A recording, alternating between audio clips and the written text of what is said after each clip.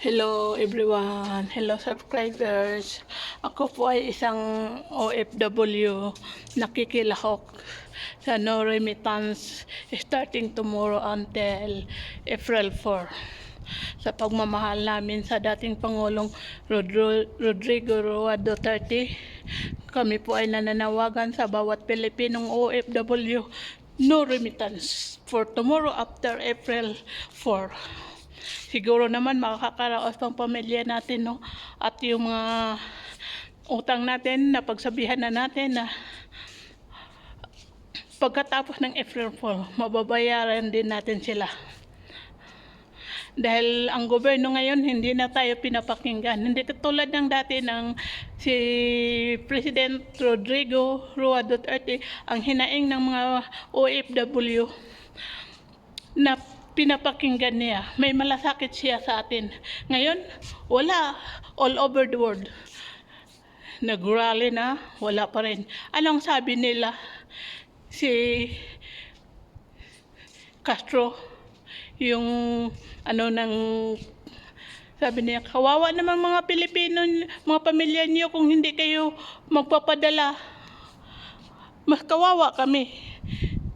Hindi nga niyo kami pinapakinggan. Ang gusto niyo kayo ang masusunod, hindi ang mga taong bayan.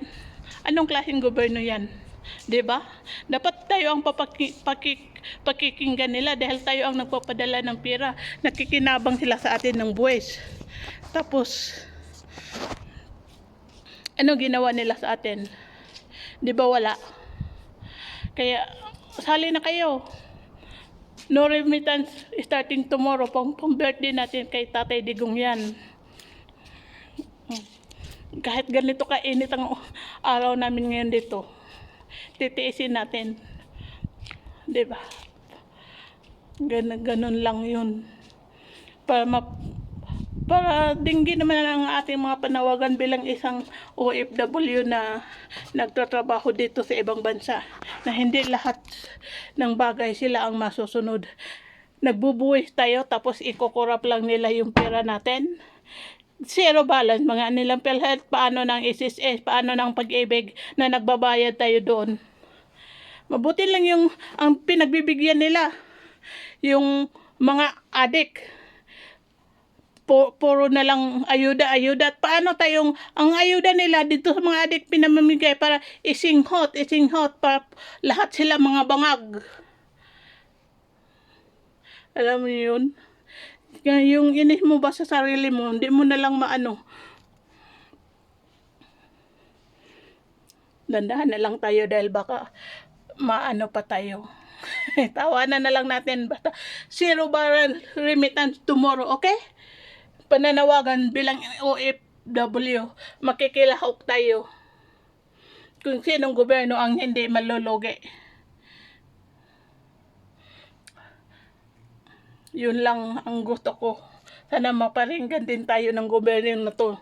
Hindi lang sila nang singhot ng mga gusto nilang singhutin hanggang ay ho di na makapagsalita ng maayos na he di mo maintindihan kung anong sasabihin niya dahil kulang pa yata sa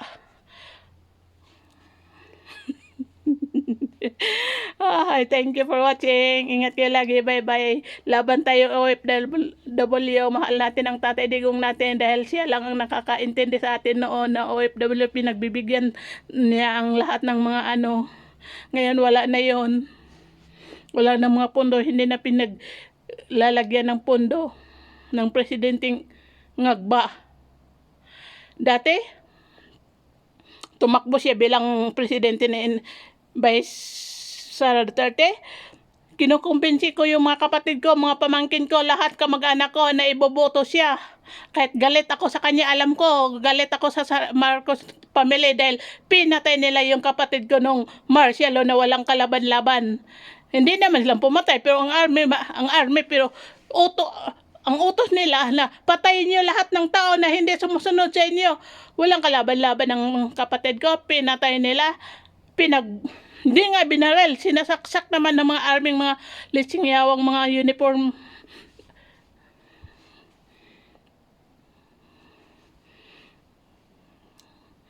Din, ang babait ng kapatid ko noon, binata pa yon, 13 years old ako noon, hindi kami makaimik, kaya naikutan kami ng mga litsing mga naka-uniform, mga ano noon. Kung akala mo kung sila na ang Diyos, kung... Thank you for watching. High blood na tuloy ako. Thank you for watching. Ingat kayo lagi. Bye-bye.